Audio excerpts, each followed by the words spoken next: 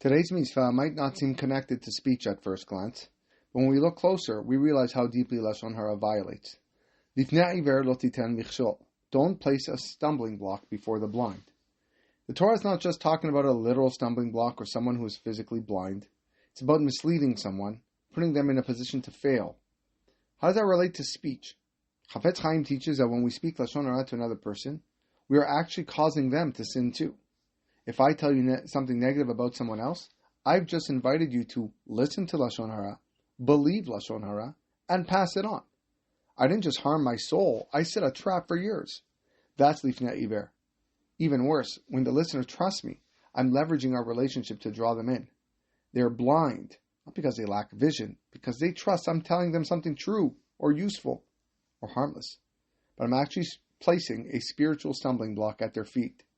Sometimes, when we're in pain, we look for allies. We speak negatively about someone, not just to express hurt, but to recruit agreement, to validate our anger. We say things like, "Don't you think she's always like that?" Or, "You know how he is, it's not just me." And by doing so, we're tempting someone else into judgment, into gossip, all for our own emotional comfort. That's lifnei iver in its most subtle form. We invite others to trip so we don't fall alone. But Hashem asks more of us. If we're in pain, we should reach out. We should speak to those who can help us rise, not those we might cause to fall. So today, ask yourself, have I ever shared Lashon Hara with someone who trusted me and caused them to stumble? Have I ever vented in a way that pushed others towards anger or judgment? Can I turn those moments into an opportunity for repair?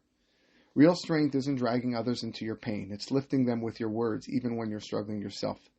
The Torah doesn't want us to speak with blind passion or careless impact. It wants us to open our eyes and speak with vision and responsibility. Let your words be a hand to hold, not a trap to fall into.